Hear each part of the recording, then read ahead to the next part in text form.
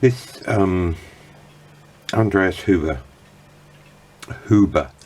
clock I've got. I haven't shown stripping it all out because they're all pretty much the same stripping it out. Just some of them got a few little idiosyncrasies. This one, not only has it got effectively an eccentric bush in the back cock, or some people call it a saddle. I call this a saddle and this the back cock. Whether that's correct or not, I don't know, but that's what I call it. But this one has also got it in the plate. You have a look. There's I don't know if you can see this little thing there. That sits in there with a screw.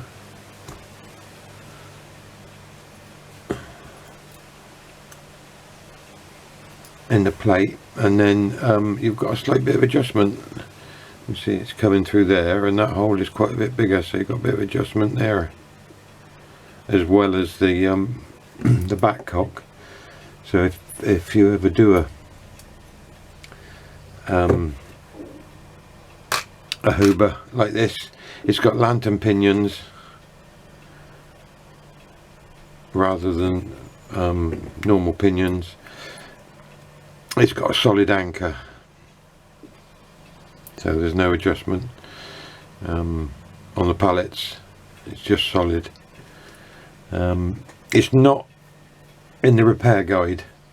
The closest to it is plate number 1443, which is almost identical, but it hasn't got the large hole, and it's got a different stamp down here, whereas this has just got a number. But then again, the repair guide didn't have every single plate in there, did it? So we'll get it cleaned up, and I'll show you once I've got it back together how to set it up to get the eccentric bushes to do what they're supposed to do, basically. I'll bring you back when it's back together and cleaned.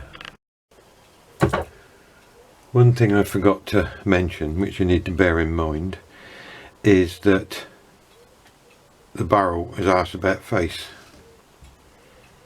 So in other words, the it winds the opposite way and the mainspring goes in the opposite way. So when it's in the plate, rather than that being towards the front, which it is on most clocks, on this one it's towards the back, so it's that way.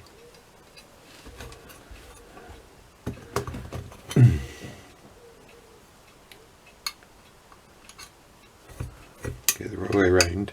It goes in like that, this being the front and that being the back. So you need to bear that in mind when if you take the mainspring out and then don't put it back in straight away.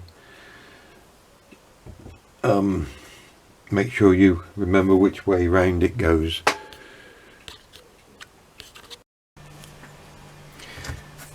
Okay, now this is all cleaned and polished up and shiny, ready to go back together.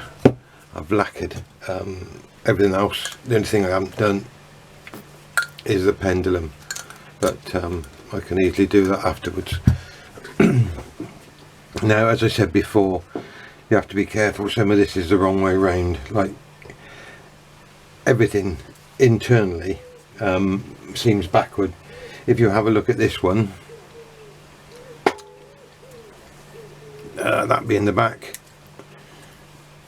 then you can see in there that the teeth on there are up and on there they're down. That's the same way. The next one is the other way up to that, so you just need to be careful when you put it back together. It's not difficult, it's just if you're unsure, take a photograph.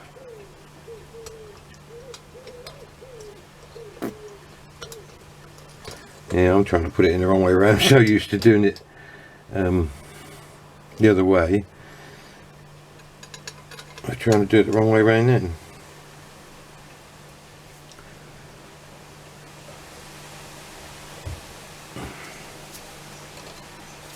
Just takes a little bit of getting your head round.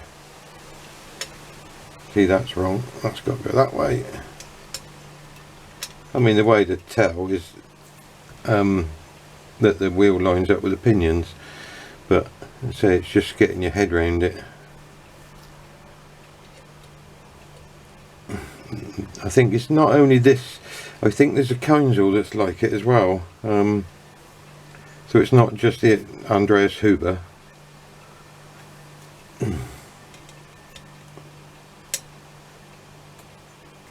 No, that's the wrong way around.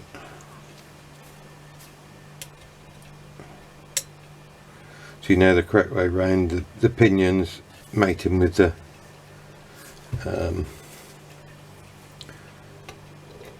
tooth of the wheel.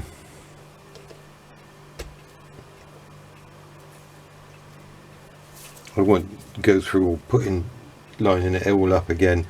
I'll bring you back in a minute when this is all together, because sometimes it takes a while, and you've probably seen it on all the other clocks I've done, so there's no point in doing it on here as well. Okay, now it's back together. The next bit is getting the locks and drops right on the anchor to the escape wheel.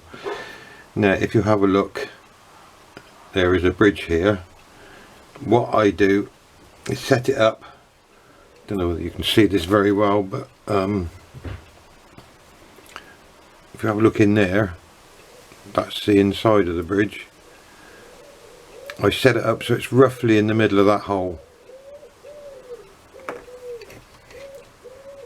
Then I connect the everything up.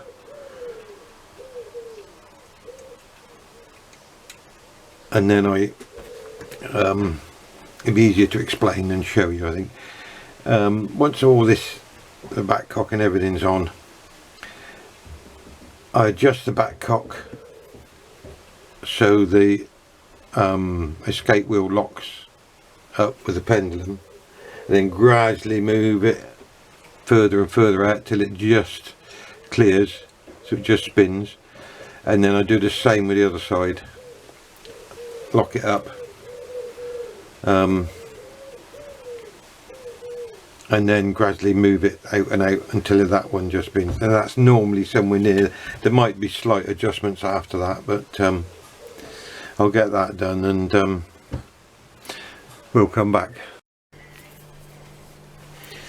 Okay, I haven't shown you putting it all together because pretty much the same as every other, or nearly every other torsion clock. A few silly little differences. This gear is a press fit onto the shaft.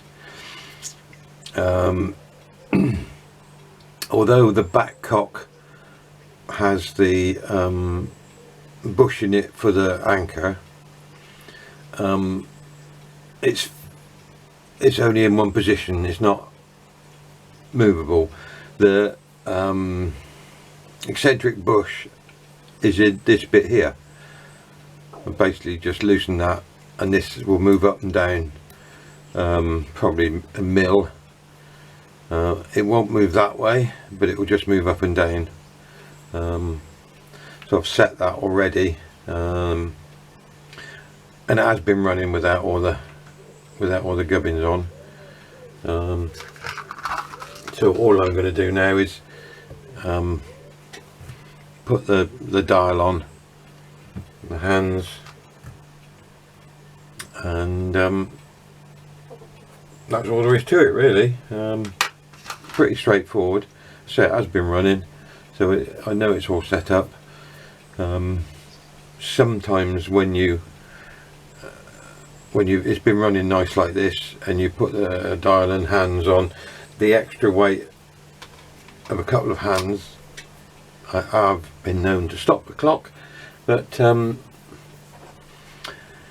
that's only if there's a bit of friction still in the movement, and the only way to find out is by putting the hands on.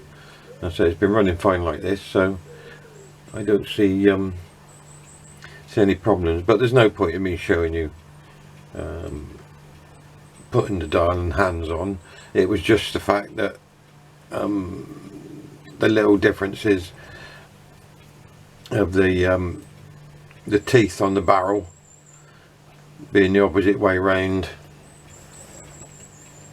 to a normal anniversary clock, and some anniversary clocks got the eccentric bush on the front plate, but they're like the ones that where it's on the back plate as well, whereas this one's slightly different. And well, you can see that it's just the two screws hold the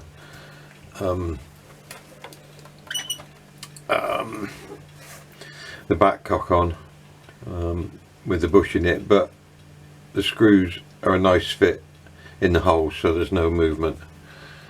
Hope that makes sense. I hope you enjoyed that. If you get one like this in future, you know what to do. Thank you very much.